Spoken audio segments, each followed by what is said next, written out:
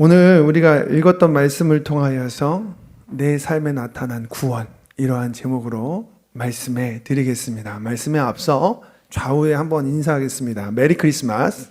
메리 크리스마스. 아멘. 사랑하는 성도 여러분, 하나님께서 우리의 삶의 주인이심을 믿으십니까?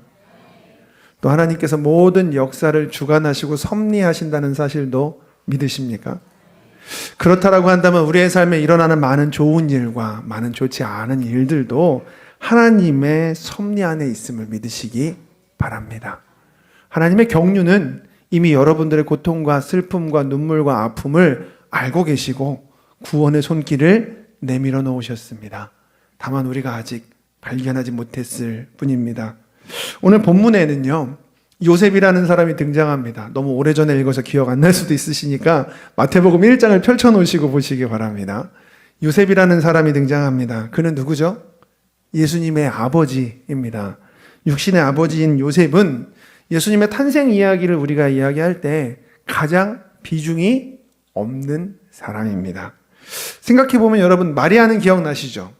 심지어 목동도 동방에서 온 3명의 박사도 기억을 하는데 요셉은 약간 들러리나 익스트라 정도로 생각이 될 정도로 잘 생각이 나지 않는 사람입니다. 그런데 하나님께서 이 요셉이라는 사람의 삶을 통하여서 우리에게 구원의 역사를 말씀해 주십니다. 오늘은 그 이야기를 통해서 내 삶에도 나타나는 하나님의 구원을 발견하기를 소망합니다.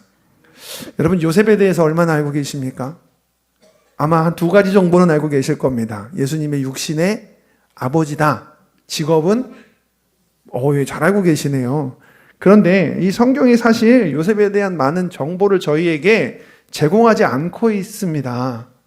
그래서 잘 모릅니다. 그런데 그 정보들 가운데에서도 우리가 요셉을 통해서 알 수 있는 여러 가지 사실들이 조금 있습니다. 오늘 좀 찬찬히 보겠습니다. 마태복음 1장 18절 본문 말씀인데요, 제가 읽어드립니다. 예수 그리스도의 나심은 이러하니라. 그의 어머니 마리아가 요셉과 약혼하고 동거하기 전에 성령으로 잉태된 것이 나타났더니.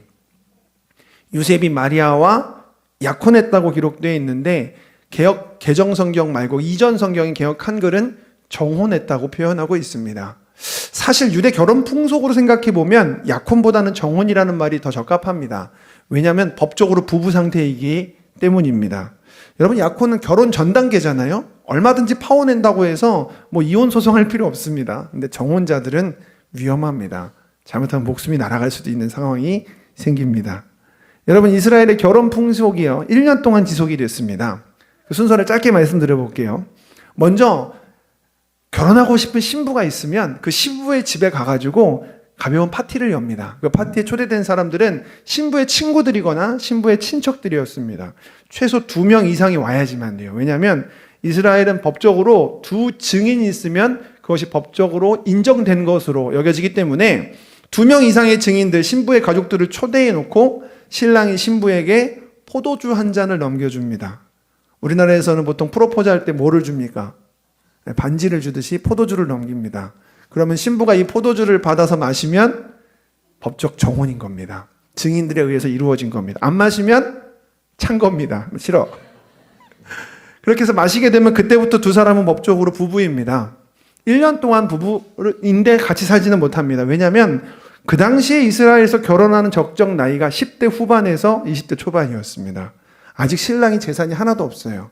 아버지한테 신부와 함께 살 수 있는 처소를 예비할 수 있는 준비 기간 1년이 필요했습니다. 그러면 정혼이 된 순간 둘은 함께 사는 것이 아니라 1년 동안 떨어져 삽니다. 신랑은 처소를 예비하기 위해서 가고 신부는 몸가짐을 바르게 하면서 신랑을 기다려야 했습니다. 1년이 지나면 신랑이 친구들과 함께 혼인잔치에 참여하기 위해서 오고 신부의 들러리는 그런 신랑들을 기다리고 있다가 때로는 등불을 예비하고서 저녁에라도 그들을 인도하여서 일주일간의 긴 결혼잔치를 열게 되었습니다. 여러분, 어서 많이 들은 이야기들이 섞여져 있으시죠? 자, 근데 이 1년이라는 기간 동안 신부가 조심해야 될 것은 몸가짐을 바르게 하는 겁니다. 만에 하나라도 그 사이에 혼외 임신이라도 하게 되면 율법의 규례대로 돌에 맞아 죽을 수도 있었습니다. 그런 일은 벌어지면 안 되겠는데요. 오늘 본문을 보니까 그와 같은 최악의 상황이 요셉에게 있었던 겁니다. 마음 다해 사랑했던 여인이 자기를 배반하고 어디선가 알지 못하는 사람의 아이를 배웠다는 겁니다. 아직 요셉은 마리아가 성령으로 잉태됐다는 사실을 모르고 있습니다. 요셉의 마음을 여러분들이 한번 상상해 보시기 바랍니다. 자, 근데 여러분 같으면 요셉이면 어떤 마음 드시겠어요? 분노하는 사람도 있을 거고요. 여기다 점 하나 찍는 분도 계실 겁니다. 이게 무슨 말인지 아는 분들만 지금 웃고 있습니다. 그런데 요셉은 참 특별하게 행동하였습니다. 그는 의로운 사람이었는데요. 이렇게 행동합니다. 19절 같이 읽어보겠습니다. 그의 남편 요셉은 의로운 사람이라 그를 드러내지 아니하고 가만히 끊고자 하여. 여러분, 요셉은 율법대로 처리해서, 제 얼굴이 안 나오고 예수님이 나왔는데요. 안 뜨나요? 계속 진행하겠습니다. 율법대로 처리하지 않고 조용히 처리하고자 하였습니다. 성경은 요셉을 의로운 사람이다 이렇게 이야기하고 있는데, 여기서 의롭다라고 하는 원어 디카이오스는 의롭다 혹은 그가 율법을 잘 준수하다, 공정하다 이런 의미를 갖고 있습니다. 그러면 되게 아이러니한 거 아닙니까? 율법을 준수하고 공정한 사람이면 율법을 어긴 마리아를 돌로 쳐 죽도록 사람들에게 넘겨야 될 일입니다. 그런데 이 공정한 사람, 율법을 준수하는 사람이란 별명을 갖고 있는, 하나님이 붙여주신 별명이거든요. 이 사람은 왜 마리아를 넘기지 않았을까요? 여러분도 한번 상상해 보십시오. 왜 안 넘기겠습니까? 마리아를 사랑했기 때문입니다. 피눈물 났지만, 열받았지만, 속상했지만 마리아를 너무 사랑해서 그녀를 죽게 할 수는 없는 겁니다. 그래서 그냥 가만히 관계를 끊어서 마리아의 목숨을 보존하고 안타깝지만 각자의 삶을 살아가려고 마음먹었던 겁니다. 그가 마리아를 사랑했다는 사실이 20절에도 나타나고 있습니다. 같이 읽어보겠습니다. 20절 말씀, 여러분 직접 성경 보겠습니다. 시작. 이 일을 생각할 때에 주의 사자가 현몽하여 이르되 다윗의 자손 요셉아, 내 아내 마리아 데려오기를 무서워하지 말라. 그에게 잉태된 자는 성령으로 된 것이라. 내 아내 마리아 데려오기를 무서워하지 말라라고 말한 것은, 지금 상황이 이렇게 됐는데도 마음속 깊은 곳에서 요셉은 마리아를 데려오고 싶어 했다는 것입니다. 여러분, 지금 자기를 배반하고 임신한 사람인데, 율법을 범한 사람인데 분노하는 게 아니라 그를 용서하고 품어주는 것, 그것이 요셉이었습니다. 여러분, 그런데요, 이런 요셉을요, 하나님이 의롭다고 하십니다. 여기에 주목해야 됩니다. 잘 보십시오. 당시 사회에서 결코 인정될 수 없는 범죄를 저질렀고, 그리고, 우리는 이제 알죠. 성령으로 잉태된 것을. 근데 아직 요셉은 모른단 말입니다. 심각한 죄인이었던 마리아를 율법을 준수하는 사람이 율법을 범해가면서까지 보내주거나 데려오려고 하고 있다는 것을 보면 의롭다고 할 수 없을 것 같은데, 하나님이 그를 의로운 사람이라고 말하고 있다는 것에 주목하시기 바랍니다. 왜냐하면 이게 하나님이셔서 그랬습니다. 하나님은 자기 자신을 배반한 인간을 율법으로 벌하는 게 아니라 사랑하셨습니다. 이게 하나님의 사랑입니다. 여기서 우리는 하나님의 의가 율법을 기준으로 하고 있지 않다는 사실을 알게 됩니다. 율법은 인간의 연약함을 드러내서 예수님께로 인도하는 몽학 선생의 역할을 할 뿐이지, 하나님이 사람을 대하시는 기준이 되지 않습니다. 만약 그랬다면 저와 우리들 중에서 살아남을 수 있는 사람은 단 한 명도 없었을 것입니다. 하나님의 의는 반드시 사랑을 포함하고 계십니다. 그래서 하나님께서는 죄를 미워하셔서 죄를 소멸하시는 분이신데, 죄인을 사랑하셔서 그를 용서하시고 구원하려고 하십니다. 여러분, 이 요셉이 했던 행동이 자기가 아는지는 모르지만 하나님의 마음과 닮아 있습니다. 또한 요셉은 하나님의 명령을 순종하는 사람이었습니다. 자, 1장 24절 말씀 우리 같이 읽어보겠습니다. 요셉이 잠에서 깨어 일어나 주의 사자의 분부대로 행하여 그의 아내를 데려왔으나. 여러분, 지금 정혼 시기에 마리아의 배가 불러오는 것을 생각해 보시기 바랍니다. 그러면 요셉도 사람들에게 지탄을 받게 되는 겁니다. 아직 결혼 안 하고 정혼 시기인데 혼자 배가 불러오는 마리아를 그대로 두면 마리아가 위험해집니다. 데려와야 돼요. 또 이미 명령이 있었잖아요. 그래서 데려오는 순간부터는 이제 사람들에게 뭐라고 얘기하겠습니까? 아니, 마리아 지가 혼자 저런 거예요 얘기하겠습니까? 이제 자기가 잘못한 것으로 얘기하는 겁니다. 지금까지 의로운 사람이라고 하는 사회적 타이틀이 있던 사람입니다. 율법을 준수하는 사람, 정직한 사람, 공정한 사람. 에이, 속은 다르네. 얌전한 고양이가 부뚜막에 먼저 올라가 버렸네. 이런 표현을 이제 받아야 돼요. 누가요? 요셉 자기가요. 지나온 자기의 삶을 부정해야 됩니다. 지금까지 의로운 사람이라고 했던 그 타이틀을 포기합니다. 왜요? 본문을 보니까 주의 사자의 분부대로 행하고 싶었기 때문입니다. 그는요, 다른 것이 중요한 게 아닙니다. 사람들의 따가운 시선과 사회적인 시선, 손가락질, 이해하지 못하는 표정, 그런 것들은 참을 수 있었습니다. 괜찮았습니다. 왜요? 주님께서 명령하셨고 자기가 마리아를 사랑했기 때문입니다. 차라리 자기가 그 모든 것들을 다 사람들에게 받겠다라는 것입니다. 여러분, 그 사랑과 그 주님의 명령을 순종하는 모습 속에서 우리는 예수님을 발견할 수 있지 않습니까? 자, 1장 25절. 아들을 낳기까지 동침하지 아니하더니 나음의 이름을 예수라 하니라. 아기를 낳을 때까지 동침하지 않았다라는 것은요, 유대 정결 규례를 지켰다라는 말입니다. 성령으로 잉태되었으니 데려와라라는 말을 들었습니다. 아, 성령으로 잉태된 아기구나라고 생각하고 그는 자기 자신의 신혼의 즐거움을 다 포기하고 하나님 주신 정결 규례를 여전히 지켜갑니다. 사람들은 요셉 보고 야, 너 부뚜막에 먼저 올라가네, 의로운 사람 이제 아니하고 규례를 지키지 않는 사람으로 손가락질 해도 그는 여전히 하나님의 사람으로서 하나님의 규례를 지켜갔던 것입니다. 그리고 아이의 이름은 유대 사회에서는 아버지 고유의 권한입니다. 근데 하나님이 이름을 정해주셨거든요. 자기의 권한을 포기하고 하나님 주신 이름을 그대로 그 아이에게 넘깁니다. 그 말은 또한 그 속에 하나님이 주신 아이고 하나님이 참 아버지라고 하는 생각이 있었던 겁니다. 요셉은 이런 사람이었습니다. 말씀을 지키는 사람, 판단보다는 사랑이 먼저인 사람, 하나님 말씀에 순종하는 것을 즐거워하고 규례를 지키는 사람이었습니다. 여러분, 당시 사람들의 눈에 요셉은 아마 평범해 보였을지 모르겠습니다. 그냥 나사렛의 목수. 근데 하나님의 눈에 요셉은 특별했습니다. 그래서 하나님은 요셉을 예수님의 아버지로 선택하셨고 그를 특별하게 의롭게 여기신 것입니다. 여러분, 이렇게 하나님께 의로운, 하나님께서 특별하게 여기시는 사람의 삶은 평탄하겠죠? 형통하겠죠? 문제가 없을까요? 아닙니다. 우리는 어떠십니까? 우리가 하나님의 사람으로 세상을 살아갈 때, 여러분들 신앙생활을 잘 지키고 하나님 만나서 하나님을 기뻐할 때 우리의 삶에 아무 문제가 없으십니까? 그렇지 않습니다. 요셉도 그랬습니다. 자, 일단 요셉은요, 자기의 사랑하는 아내가 혼전 임신을 하는, 그래서 사회적 지탄을 받는 어려움을 경험했습니다. 그런데도 묵묵히 참아내는데 그에게 또 문제가 생깁니다. 자, 누가복음 2장 1절로 5절 말씀 우리 같이 읽어보겠습니다. 그때 가이사 아우구스도가 영을 내려 천하로 다 호적하라 하였으니 이 호적은 구레뇨가 수리아 총독이 되었을 때에 처음 한 것이라. 모든 사람이 호적하러 각각 고향으로 돌아가매 요셉도 다윗의 집 족속이므로 갈릴리 나사렛 동네에서 유대를 향하여 베들레헴이라 하는 다윗의 동네로 그 약혼한 마리아와 함께 호적하러 올라가니 마리아가 이미 잉태하였더라. 마리아가 만삭이 되어 가는데 로마 황제가 갑자기 호적 등록을 하라고 하는 겁니다.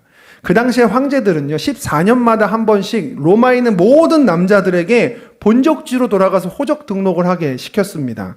이것을 통해서 징병과 세금 납부에 원활하게 명확하게 할 수 있게 하기 위함이었습니다. 여러분, 지금 요셉이요, 마리아의 임신 시기를 의도한 적이 없습니다. 그는 의도하지 않았어요. 근데 하나님이 주신 아이인데 아이가 태어나서 만삭이 되어 곧 태어날 때가 된 만삭이 되었는데 명이 내려서 호적 등록을 하러 나사렛에서 베들레헴까지 가야 되는 겁니다. 130km 정도 되거든요. 그 당시에 길이 뭐 평탄하기나 했습니까? 자동차가 있었습니까? 아마도 그 길은 나귀를 태우고서 갔었을 겁니다. 만삭을 경험해 보신 우리 여성분들은, 자매님들은 이 내용이 무슨 말인지 아실 겁니다. 결코 쉬운 길이 아니었을 겁니다. 그 포장되지 않은 우둘두둘한 길을 나귀 위에서 덜컥덜컥 하면서 가는 그 길은 유산의 위험이 있는 길입니다. 그리고 밤에는 춥고 도적과 짐승의 위험도 있는 길이었습니다. 참 그 길 가면서 요셉이 많은 생각을 했을 것 같아요. 그렇게 도착한 곳 베들레헴은 인구가 1000명 정도밖에 되지 않는 작은 도시입니다. 그 안에서 이 황제의 명으로 인해서 호적 등록하기 위해서 모인 사람들로 가득하다 보니까 숙소를 구하지 못했습니다. 만삭인 아내를 130km나 힘들게 데려와서 따뜻한 숙소에서 좀 쉬게라도 한다면 죄책감이라도 덜 할 텐데, 몸이 무거워서 허리가 막 아프고 막 고개를 숙이고 있는 아내가 옆에 있는데 아무리 두드려도 들어갈 수 있는 집이 없는 겁니다. 결국 그가 구한 숙소는 무엇이었습니까? 그 당시 유대 주택 구조상 어떤 식이었냐면, 좁은 입구가 있고 들어가면 가운데 중앙 홀처럼 되어 있는 뜰이 있습니다. 뚜껑이 있는 뜰이에요. 지붕이 있는 뜰. 그 뜰을 중심으로 해서 방들이 나 있습니다. 중앙에 있는 방이 주인의 방입니다. 바로 그 짐승의 처소라고 불리는 집 안뜰. 그냥 지붕만 덮여 있을 뿐이지 되게 춥고 옆에는 짐승들이 매 하고 있는 곳입니다. 그곳에 몸 무거워서 곧 아이가 태어날 것 같은 자기의 만삭의 아내를 누여야만 했습니다. 요셉의 마음이 어떨까요? 곧 태어날 아기에게도, 자기 사랑하는 아내에게도 참 미안했을 겁니다. 생각이 많아졌을 것 같지 않으십니까? 저 같으면 이렇게 기도했을 것 같아요. 하나님, 아니 왜 저 같은 사람 고르셨어요? 왕도 있고 귀족도 있고 부자들도 많은데 그러면 이런 일 겪지 않으실 거잖아요. 하나님, 제가 당신 위해서만 살았습니다. 아시죠? 말씀에 순종했고요. 아내가 성령으로 잉태됐을 때도 저는 제가 할 일 최선을 다했어요. 근데 왜 자꾸만 제게 문제가 생깁니까? 이렇게 기도하지 않았을까요? 여러분 혹시 요셉과 같은 마음가짐으로 세상을 살아가시다가 문제를 당해서 괴로움과 눈물을 경험하시는 분들이 있으실 수도 있을 겁니다. 하나님이 가라고 하시는 길을 가는 중이었는데 갑자기 길이 사라진 것 같은 경험을 만나시는 분들도 있을 겁니다. 하나님 도대체 어디 가셨어요? 하고 보니까 하나님이 안 계신 것 같은 경험을 하시는 분도 있을 겁니다. 여러분 이렇게 힘들게 해서 겨우 아이를 낳고 그렇게 키우는데요. 자, 그런 삶이 다 끝나고 2000년이 지난 지금 요셉은 예수님 이야기 속에서 주목받지도 못합니다. 성탄절 이야기 속에 우리의 관심을 끄는 거는 아기 예수, 마리아, 목동이나 3명의 동방 박사들이나 심지어 저기 성에 있는 헤롯 왕까지도 관심은 갖는데, 여러분 요셉 이야기에 대해서 관심 가집니까? 거의 들어본 적 없으실 겁니다. 생각해보지도 않으셨을 겁니다. 야, 이렇게 생각하면 요셉의 처지가 참 슬프지 않습니까? 하나님께 최선을 다했는데 문제가 너무 많았고 사람들의 관심도 못 받는다. 와, 그러면 실패한 거 아닌가? 여러분 그런데요, 요셉의 삶에는 사람의 시선으로는 보지 못하는 하나님의 구원과 은혜가 이미 임하여 있었습니다. 사람들이 어떻게 보는지, 내 삶이 세상에서 얼마나 특별한지랑 상관없이 하나님은 우리를 특별하게 보시고 특별하게 쓰십니다. 하나님의 시선에 요셉은 특별했고 그를 아주 특별하게 사용하신 겁니다. 여러분, 하나님이 요셉을 왜 선택하셨습니까? 요셉 같은 의로운 사람이어야지 자기의 아내 마리아랑 피 한 방울 섞이지 않은 예수를 끝까지 품어줄 수 있었기 때문입니다. 여러분, 왜 하나님은 요셉에게 베들레헴에게 만삭의 시기에 가라고, 그 베들레헴으로 가라고 그렇게 어려운 길을 주셨고, 또 왜 갔는데 처소도 없이 짐승의 처소에 눕게 하는 이와 같은 모욕스러운 일을 당하게 합니까? 바로 메시아의 예언이 이루어져야 하기 때문이었습니다. 미가서 5장 2절 말씀 같이 읽어보겠습니다. 베들레헴 에브라다야, 너는 유다 족속 중에 작을지라도 이스라엘을 다스릴 자가 내게서 내게로 나올 것이라. 그의 근본은 상고의 영원에 있느니라. 예수님께서는요, 다윗의 고향이었던 베들레헴에, 그리고 가장 낮고 천한 곳에서 탄생하기로 되어 있으셨습니다. 여러분, 베들레헴의 이름의 뜻이 뭔지 아십니까? 벳은 빵집, 벳은 집, 레헴은 빵입니다. 그러니까 우리가 이제 성경에서 말하고 있는 떡이라고 불리는 게 사실 빵이거든요. 그래서 이 빵집이라고 불리는 이 베들레헴에서 예수님이 가장 낮고 천한 짐승의 처소에서 태어나신 것은 하나님의 구원 사역이 그 모든 예언들이 이루어지는 것이었습니다. 예수님은 스스로를 생명의 떡, 생명의 빵이라고 하셨고 십자가 위에서 생명의 떡으로 죽으셨습니다. 그리고 스스로가 섬김을 받기 위해서 오신 것이 아니라 섬기려 하고 자기 목숨을 많은 사람의 대속물을 주기 위해서 가장 낮은 자의 자리에 오셨다라고, 천국은 낮은 자의 천국이라고 얘기하시고 십자가 위에서 가장 낮고 천하게 죽으셨습니다. 여러분, 요셉은 이때 이 의미를 알지 못했습니다만 기독교 역사 2000년 동안 이 의미는 수많은 사람들에게 반복되고 감동을 주고 있습니다. 그리고 마지막으로 무엇보다 요셉에 대한 하나님의 평가는 사람들의 평가와는 다릅니다. 여러분, 우리가 사람들이 요셉을 기억하지 않는다고 하나님이 요셉을 기억하지 않으시는 게 아닙니다. 어쩌면 성탄 이야기 속에서 요셉은요, 엑스트라인지도 모릅니다. 말 그대로 요셉은 그냥 들러리이거나 실패한 삶처럼 보일 수도 있습니다. 그런데요, 요셉이 엑스트라였는지 주인공이었는지는 천국 가봐야지 하는 겁니다. 그렇지 않겠습니까? 우리들이 평가할 때는 마리아가 예수님 다음 주인공, 그 다음이 동방박사나 목동들, 요셉은 들러리 생각하고 천국 딱 갔는데 완전히 다른 평가일 수도 있는 겁니다. 저는 솔직히 확신합니다. 하나님 이야기 속에서 그는 천국에서 지금 사실 저 끝에 있는 엑스트라가 아니라 아주 중요한 역할을 맡았던 사람이라는 것을 말입니다. 여러분 혹시 드라마 장금이 보셨습니까? 장금이의 배경이 어디죠? 궁궐입니다. 궁궐. 궁궐의 주인공은 보통 누굽니까? 왕, 중전, 대왕 대비 이렇지 않습니까? 그런데 여러분 이 장금이의 주인공은 중전이 아니라 왕이 아니라 장금입니다. 그 궁궐에서 가장 낮은 위치에 있고 사람들의 관심이 없는. 그래서 여러분 이 왕과 중전이 오히려 엑스트라 아닙니까?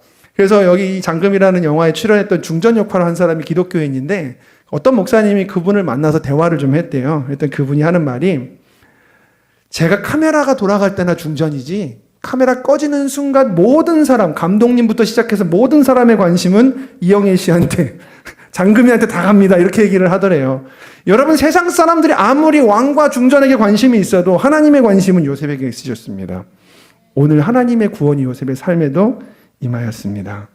사람들은 하나님의 구원 역사가 어떻게 이루어지는지 알지 못합니다. 하나님의 시각과 인간의 시각이 다르기 때문입니다. 우리는 우리의 삶을 스스로 실패한 인생이라고 정의할지도 모르겠습니다. 그러나 하나님은 여러분의 삶을 실패했다고 말하지 않으십니다. 하나님의 구원은 우리가 모르는 사이에 우리가 모르는 방법으로 이미 임해 있습니다. 여러분 저는 예수님이라고 하는 존재 자체가 이 요셉이라는 사람의 삶의 행복이자 구원이었다는 것으로 확신하고 있습니다. 한번 생각해 보십시오. 말씀을 지키는 사람, 판단보다는 사랑이 중요했던 사람, 하나님의 말씀에 순종하는 것이 목숨보다 소중했던 사람, 사회적 평판과 높은 위치보다도 자기가 손가락질 당하더라도 하나님 말씀에 순종하고 사랑하는 사람이 살아가는 것이 중요했던 사람. 누구 얘기 같습니까? 지금 제가 얘기하는 게 예수님 얘기 같지 않습니까? 요셉은 피 한 방울 섞이지 않은 아들이 태어났는데 이 아들이 자기랑 너무 닮아 있는 거예요. 여러분 우리가 그런 얘기합니다. 자녀가 사랑하는 아들이 사랑하는 딸이 너는 나의 구원이야. 이런 얘기 하시잖아요. 실제로 요셉의 삶에 예수님은 하나님께서 주신 응답이자 구원이었을 겁니다. 실제 요셉의 삶이 예수님을 바라보면서 많이 바뀌었을 거예요. 이것을 추정할 수 있게 해줄 만한 정보가 한 가지가 있습니다. 여러분 예수님이 이제 동생들이 있거든요. 그 당시에 유대에서 사람들은 그 아버지의 신앙에 정말 많은 영향을 받았습니다. 근데 예수님의 동생들이 누구냐면 야고보 들어보셨죠? 또 시몬, 요셉, 막내가 유다입니다. 남자만 4명, 자매들의 이름은 잘 알려져 있지는 알려져 있는 것은 다른 정보고 성경에는 잘 알려져 있지 않습니다. 자, 이렇게 해서 4명의 아들들 중에서 2명의 사람이 야고보와 유다라고 하는 사람이 초대교회에서 울려 퍼집니다. 초대교회 핵심적인 역할을 했었고 예루살렘 교회에서 전체 총회장의 역할을 했던 사람이 동생 야고보입니다. 그리고 유다와 야고보의 글이 신약 성경에 한 권씩 들어가 있습니다. 야고보서와 유다서입니다. 여러분 이들이 이와 같은 신앙을 언제부터 가졌을 것 같습니까? 사실 그들은요 중간에 보면은 예수님을 손가락질하고 예수님을 믿지 못했었습니다. 근데 나중에 그들이 예수님이 구원자이지 않은 순간에 갑자기 초대교회에서 높은 자리에 올라가게 된 거는 이전까지도 그들은 신앙적으로 준비되어 있던 사람들입니다. 예수님의 존재를 믿는 순간 그대로 삶을 살아가기만 해도 인정받을 만한 삶을 살았다는 겁니다. 그들의 삶이 어디서 그렇게 변해 있었겠습니까? 아버지 요셉이 아니겠습니까? 오늘 말씀 맺겠습니다. 여러분 하나님의 사람으로 하나님이 주시는 말씀대로 순종하며 살았던 요셉의 삶에도 고통이 있었습니다. 이해할 수 없는 문제가 그의 삶에도 있었습니다. 하지만 어느새 그의 삶에 하나님의 구원이 선명하게 나타나 있습니다. 그것은 자기의 삶의 구원자인 이름, 자기 아들 예수였습니다. 그것은 온 인류의 구원자이신 하나님의 아들 예수 그리스도였습니다. 예수, 자기 백성을 저희 죄에서 구원할 자. 여러분 이 이야기가 아주 오래전 2000년 전에 저기 유대 이스라엘 베들레헴에 있었던 이야기로 보이십니까? 이 이야기는 현재 진행형입니다. 하나님의 구원 역사는 동일하게 오늘 우리의 삶에 이루어져 있습니다. 사람들의 평가와 그들의 손가락질을 보지 마십시오. 너는 실패한 인생이지라고 말하는 사람들이 있더라도요, 하나님은 요셉을 그렇게 생각한 적이 없으십니다. 하나님은 그를 특별하게 쓰셨고 그의 삶을 구원하셨고 지금 요셉은 천국에서 그 중요한 역할을 맡았다고 하나님께 칭찬받고 있을 겁니다. 여러분의 삶에도 동일하게 그 구원의 메시지가 선포되어 있습니다. 예수, 우리를 구원하신 분입니다. 오늘 그 이름이 여러분들, 저와 우리 성도님들의 삶에 진정한 성탄의 의미가 되시기를 주님의 이름으로 축원합니다. 기도하겠습니다. 거룩하신 아버지 하나님, 감사합니다. 하나님께서 우리에게 주신 말씀 속에서 등장하는 수많은 인물들의 삶 하나하나를 하나님은 그들의 이름을 아시고 머리털을 세시고 귀하게 여기십니다.